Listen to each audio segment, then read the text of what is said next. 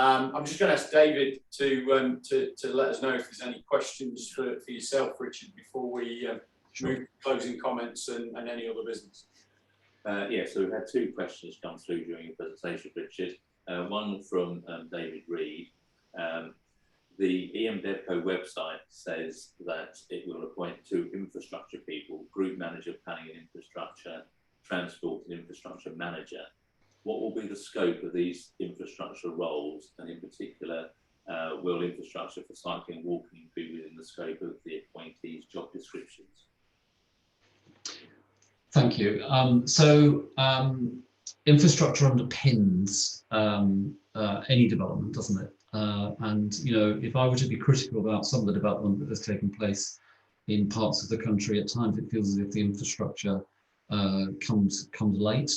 And you know that there are some existing pressures on some aspects of infrastructure, and I mean in this context infrastructure in its broadest sense. So people naturally gravitate towards things like roads, and absolutely that's part of the equation, but it is broader than that. So to answer the specific, it has to take into account opportunities for cycling, walking, all those sorts of things. Gosh, if we've learned anything over the last 12, 18 months, it is the importance of people being able to do those simple things like walk and cycle to their mental well-being as well as their physical well-being. So absolutely it has to cover that.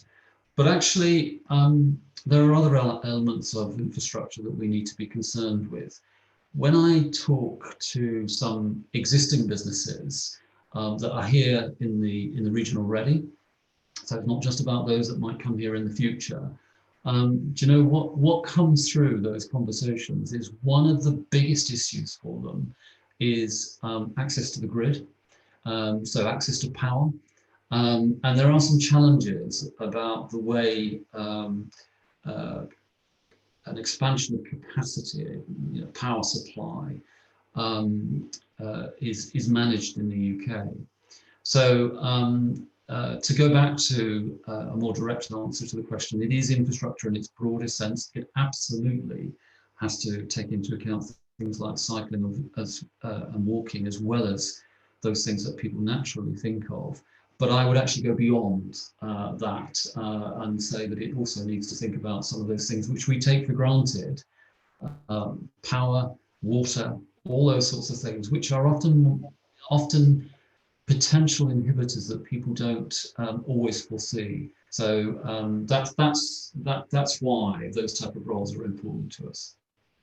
Okay, thanks, Richard. I guess it also, in that broadly sense, will cover as well as active travel, sustainable travel, yeah, and obviously the other things within our plan, which all those things are in, I think, around high-speed internet connectivity as well. Yes, absolutely. I mean, can any of us, again, if we reflect on the experience of the pandemic, where we've all become incredibly dependent on broadband connectivity, I mean, can anybody conceive of a situation where,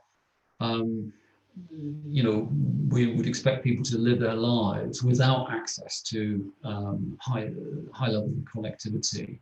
And actually, we talk about broadband, but, there are parts of the country, and I don't know the extent to which that's an issue locally, but there are parts of the country where even mobile phone signals leave a lot to be desired. So it goes back to my point about it has to be infrastructure in its broadest sense, doesn't it?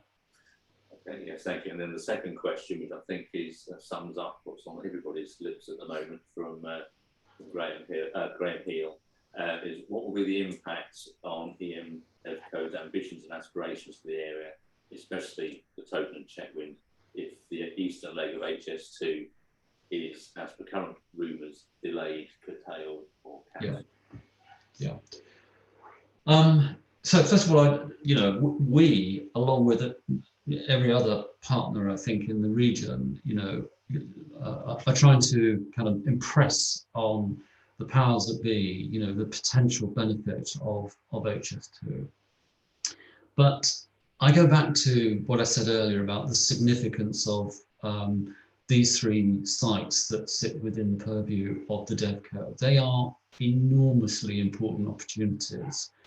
And it's a little bit like Richard was suggesting in his opening address. You know, you can't control everything, you can't foresee every development, but you have to find a way of nevertheless realizing the ambitions. So you know, if we found ourselves in a situation where the outcome that the region has been advocating in terms of HS2 didn't materialise, or didn't materialise in quite the timescale that we hoped, I still think there are enormous opportunities associated with all three of our sites, and it will not deflect us from doing everything in our power to deliver the very best outcomes for the sites and for the people that are affected by those. So I have no more of a crystal ball than anybody else does about what some of the decision making will be.